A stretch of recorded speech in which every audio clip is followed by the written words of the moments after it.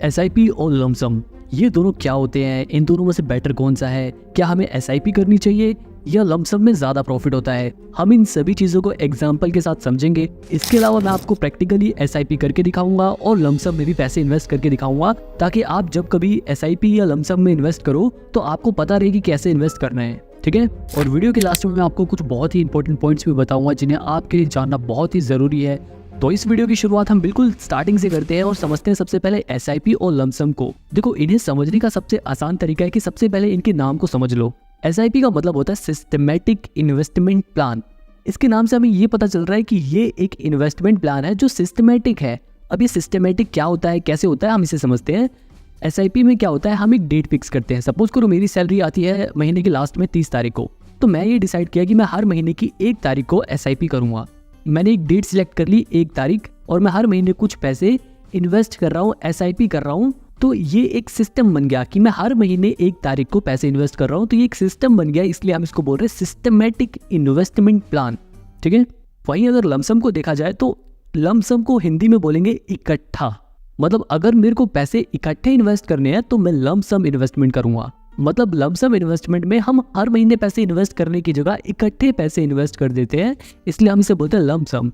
अब इन दोनों का ही कॉन्सेप्ट और क्लियर करने के लिए हम एक एग्जांपल ले लेते हैं। मान लेते हैं एक है राजू और एक है श्याम। श्याम जॉब करता है और उसे हर महीने की 10 तारीख को सैलरी मिलती है। तो उसने ये डिसाइड किया कि भैया मैं हर महीने की 11 तारीख को अपनी सैलरी में से 5,000 रुपये बचाकर 5,000 रुपये म्यूचुअल फंड में इन्वेस्ट करूंगा हर महीने। तो वो यहाँ पर हर महीने क्योंकि 5,000 रुपये इन्वेस्ट कर रहा है, तो हम उसको बोलेंगे वो हर महीने 5,000 रुपये की एसआईपी कर रहा है म्यूचुअल फंड में।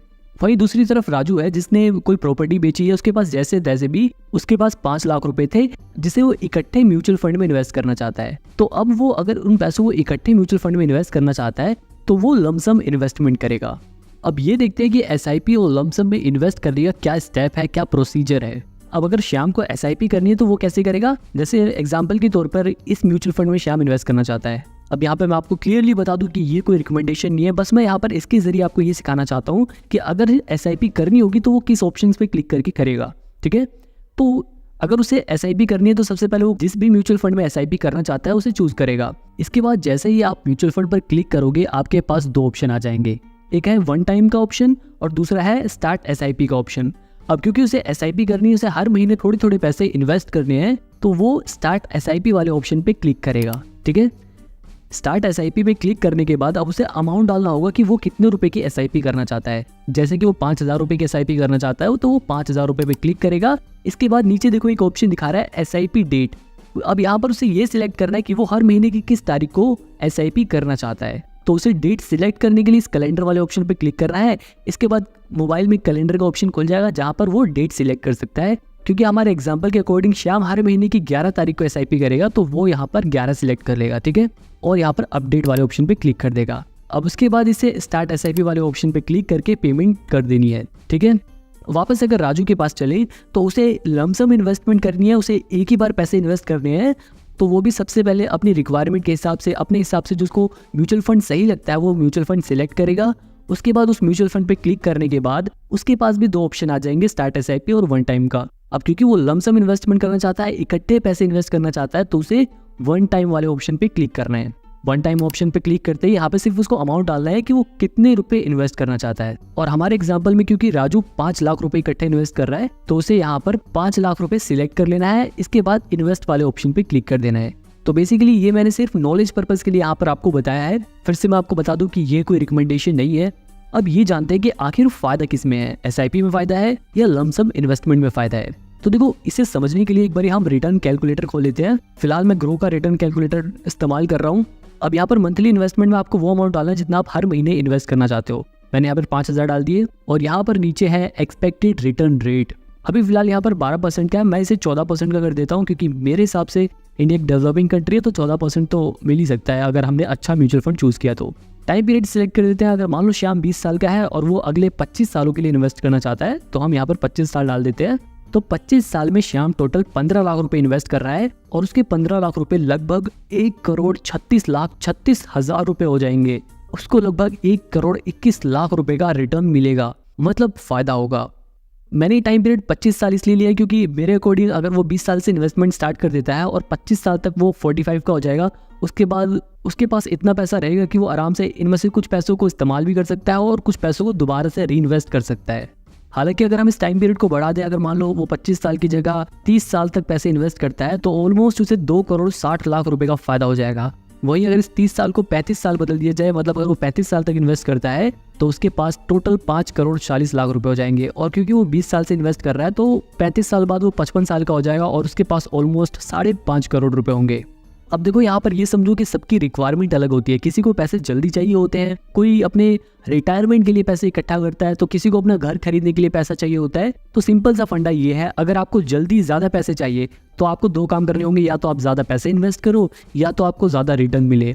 अब ज़्यादा रिटर्न मिलना तो मुश्किल है, लेकिन ज़्यादा पैसा इन्वेस्ट करना आसान है। अगर इस मंथली 5,000 की इंस्टॉलमेंट को 7,500 कर दिया जाए और रिटर्न को हम सिर्फ 1% से बढ़ा देते हैं तो 25 साल बाद ऑलमोस्ट 2.5 करोड़ रुपए हमारे पास हो जाएंगे। तो सिंपल सा फंडा यही है कि अगर आपको ज़्यादा पैसे चाहिए तो आपको मंथली SIP की इंस्टॉलमेंट बढ़ानी होगी।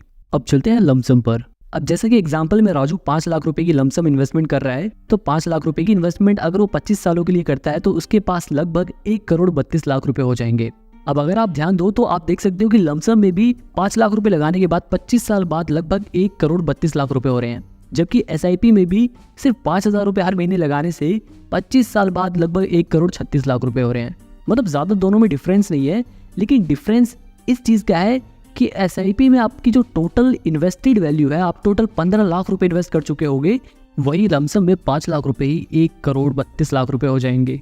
मतलब सिंपल सी बात यह है कि लमसम में रिटर्न ज़्यादा मिलता है, और ये ऑब्वियस सी भी बात है क्योंकि लमसम में हम पैसा बहुत साल पहले इन्वेस्ट कर चुके हैं। अब क्योंकि वो बहुत सारा पैसा कंपाउंड होने की वजह से उसका रिटर्न बहुत ज़्यादा बढ़ गया है। अब अगर आप सोचो, अगर मैं 15 लाख रुपए की SIP की जगह लमसम कर देता बहुत पहले ही, तो वो मेरे 15 लाख रुपए लगभग 4 करोड़ रुपए बन जाते। लेकिन बात तो वही है, सबके पास 15 लाख रुपए इकट्ठे नहीं होते। इसलिए हमें इस एग्जाम्पल को देखकर ये पता चलता है कि SIP उनके लिए बेस्ट है जिनके पास इकट्ठे पैसे नहीं हैं। जो थोड़े थोड़े पैसे इन्वेस्ट करना चाहते हैं उनके लिए SIP बेस्ट है, क्योंकि इसको हर महीने पैसे इन्वेस्ट करने हैं। लेकिन अगर आपके पास इकट्ठे पैसे हैं और आप उसे कहीं इन्वेस्ट करना चाहते हैं, आपको उन पैसों की ज़रूरत नहीं है अभी, आप उन्हें भविष्य के लिए बचाना चाहते हैं, तो बैंक में रखने से अच्छा है कि आप उन्हें म्यूचुअल फंड में लमसम में इन्वेस्ट कर दें। और कमाल की बात यह है कि लमसम में ज़रूरी नहीं है कि आपके पास लाखों रुपए हो, आप कुछ हज़ार रुपये भी 5-10 हज़ार रुपये भी लमसम में इन्वेस्ट कर सकते हो, इसमें भी कोई प्रॉब्लम नहीं है। ठीक है, अब सबसे इंपॉर्टेंट बात जो मैं आपको बताने वाला हूँ वो आप हमेशा याद रखना, चाहे आप SIP करो चाहे आप लमसम करो। देखो, अगर आप लमसम इन्वेस्टमेंट करना चाहते हो तो आपको अपने पैसे जब इन्वेस्ट करने हैं जब मार्केट गिर रहा हो, क्योंकि जब मार्केट ऑलरेडी अपनी डाउन पे होता है, मतलब काफ़ी गिर चुका होता है, उस समय जब आप म्यूचुअल फंड में लमसम इन्वेस्टमेंट करते हो तब आपको म्यूचुअल फंड की जो यूनिट्स हैं वो काफ़ी सस्ती मिलती हैं, वो काफ़ी लो NAV पर मिलती हैं।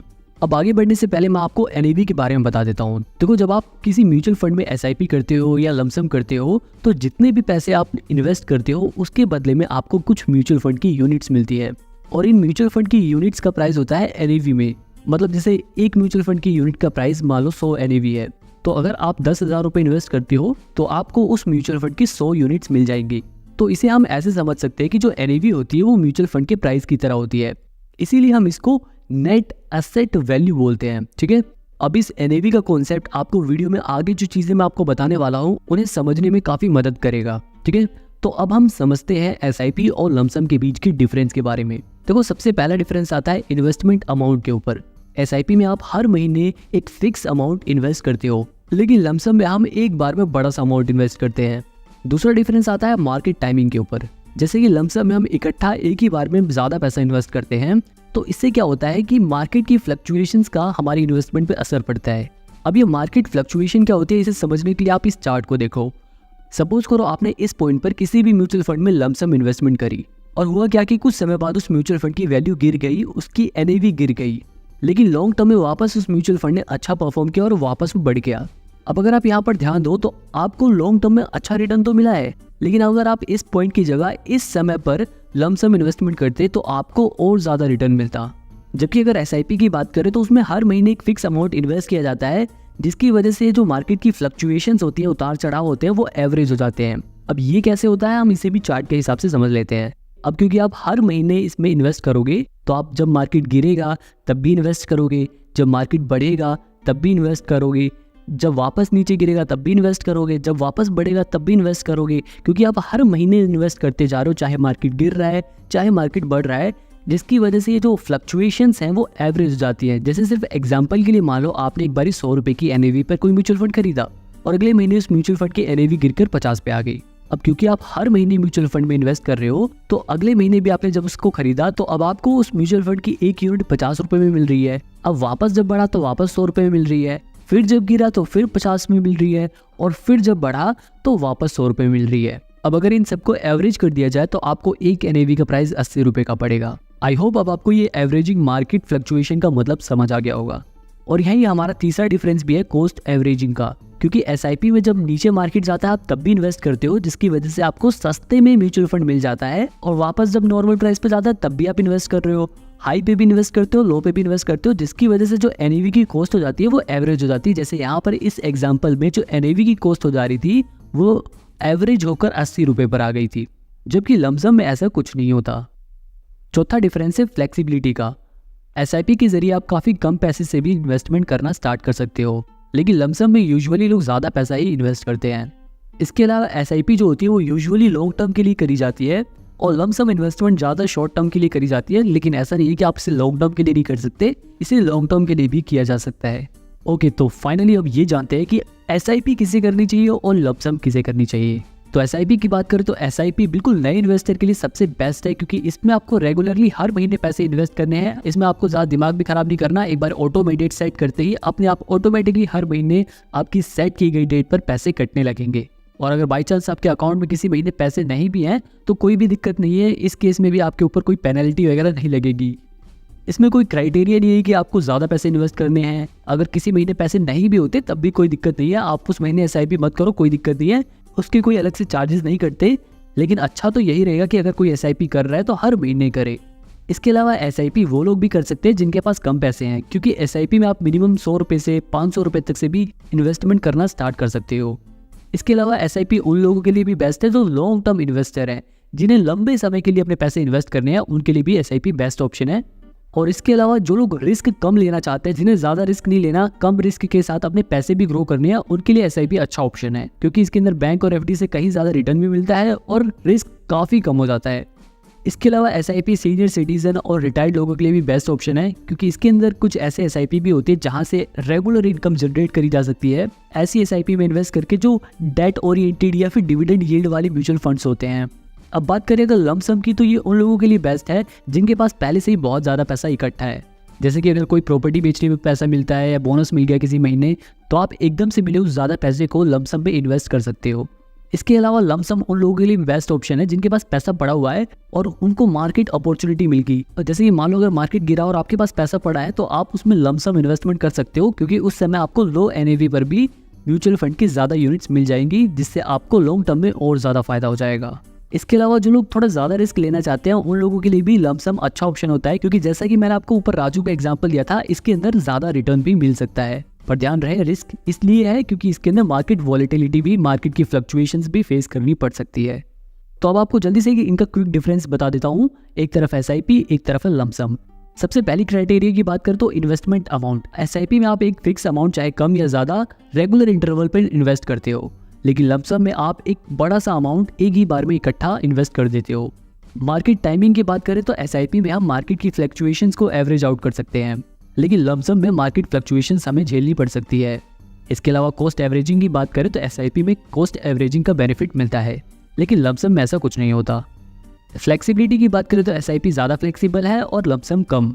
टाइम होराइजन की बात करें तो SIP लॉन्ग टर्म के लिए बहुत ही बढ़िया है, वहीं लमसम की बात करें तो ये शॉर्ट टर्म गोल्स के लिए एक बहुत बढ़िया इन्वेस्टमेंट ऑप्शन है। इसके अलावा रिस्क टॉलरेंस की बात करें तो SIP उन लोगों के लिए बेस्ट है जो कम रिस्क लेना चाहते हैं, और लमसम उन लोगों के लिए बेस्ट है जो थोड़ा ज़्यादा रिस्क लेकर ज़्यादा रिटर्न कमाना चाहते हैं। इन्वेस्टमेंट गोल के बारे में बात करें तो SIP उन लोगों के लिए बेस्ट है जिनका इन्वेस्टमेंट गोल लॉन्ग टर्म का है, और लमसम उन लोगों के लिए बेस्ट है जिनका इन्वेस्टमेंट गोल शॉर्ट टर्म का है। अब वीडियो खत्म करने से पहले मैं आपको कुछ ज़रूरी चीज़ें बता देता हूँ, ताकि चाहे आप SIP करो या लमसम इन्वेस्टमेंट करो, इन बातों का ध्यान रखकर इन्वेस्टमेंट करो। सबसे पहले आपको अपना इन्वेस्टमेंट गोल क्लियर करना चाहिए कि आप जो इन्वेस्टमेंट कर रहे हो वो वेल्थ क्रिएशन के लिए कर रहे हो, या फिर आप रिटायरमेंट प्लानिंग के लिए कर रहे हो, या फिर कोई घर खरीदने के लिए कर रहे हो, आपकी जो इन्वेस्टमेंट है वो आपके इस गोल से मिलनी चाहिए। दूसरी ज़रूरी बात है, आपको अपनी रिस्क टॉलरेंस पता होनी चाहिए। अगर आप अपने उन पैसों से ज़्यादा रिस्क नहीं ले सकते तो आपको SIP में इन्वेस्ट करना चाहिए, और ऐसी जगह SIP भी करनी चाहिए जहाँ पर रिस्क कम हो। इसके अलावा जिस भी म्यूचुअल फंड में आप SIP या लमसम करने वाले हो, उस म्यूचुअल फंड की पास्ट परफॉर्मेंस को ज़रूर देखो कि पिछले कुछ सालों में उस म्यूचुअल फंड ने कैसा परफॉर्म किया है। इसके अलावा इस बात का भी ध्यान रखो कि उस म्यूचुअल फंड का फंड मैनेजर कैसा है, उसको कितना एक्सपीरियंस है, वो कैसा काम करता है। इस फंड मैनेजर के बारे में और उस फंड के बारे में सारी डिटेल आपको उस म्यूचुअल फंड की डिटेल्स में मिल जाएगा। इसके अलावा एग्जिट लोड को भी हमेशा ध्यान में रखो, क्योंकि इससे ये पता चलता है कि जब आप उस म्यूचुअल फंड के पैसे को निकालोगे तो आपके ऊपर कितना एग्जिट लोड का चार्ज लगेगा। इसके अलावा एक लिक्विडिटी के बारे में आपको और बता देता हूँ कि कुछ म्यूचुअल फंड ऐसे भी होते हैं जिनमें कुछ सालों का लॉक इन पीरियड होता है, मतलब कुछ सालों तक उसमें से आप अपने पैसे नहीं निकाल सकते। तो इस बात को भी ध्यान में रखकर ऐसे ही म्यूचुअल फंड में इन्वेस्ट करो अपनी ज़रूरत के हिसाब से। आई होप अब आपको SIP और लमसम के बारे में काफ़ी कुछ पता चल गया होगा। अब चैनल को सब्सक्राइब करके आप इस वीडियो को अपने उन दोस्तों के साथ शेयर कर सकते हो जो लोग इन्वेस्टमेंट करना चाहते हैं।